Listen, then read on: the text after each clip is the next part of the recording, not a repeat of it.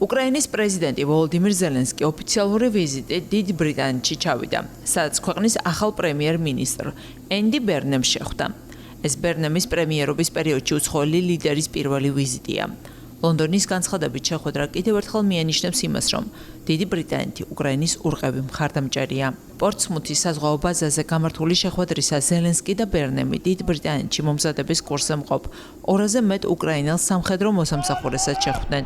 დიდი ბრიტანეთის მთავრობის ინფორმაციით, სამკურიანი სწავლების მიზანი შავი ზღვის რეგიონში, უკრაინელი სამხედროების საბრძოლო შესაძლებლობისა და ნაღმ საწინააღმდეგო ოპერაციების უნარების გაძლიერება იყო.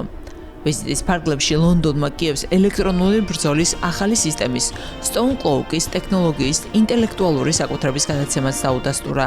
დიდი ბრიტანეთის ინფორმაციით, სისტემა რუსეთის საჰაერო თავდაცვის რადარების ჩახშობასა და უკრაინული დრონების აღმოჩენის შეფერხება შეძლებს, რაც მათ ოპერაციების შესაძლებლობას მნიშვნელოვნად გაზრდის.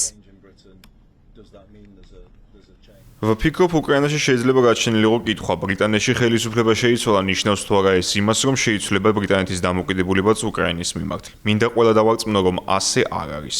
ეს საკითხი ბრიტანეთში პარტიულ დაპირისპირებას არ უკავშირდება. ეს არის შემთხვევა, როდესაც ერთი მხარე მხარს გიჭერს და მეორე არა. მოსახლეობის აბსოლუტური უმრავლესობა ერთნაირად არ იქონს იმ უსამართლობას, რომლის გადატანაც უკრაინას უწევს.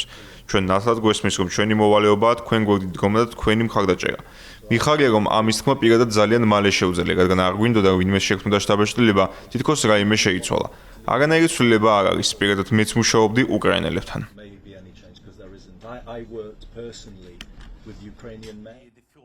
ჩემთვის დიდი პატივია, რომ ენდი ბერნემის პრემიერ-მინისტრად დანიშნვის შემდეგ დიდი ბრიტანეთის პირველი უცხოელი სტუმარი ლიდერი ვარ. ამას ძალიან ვაფასებთ.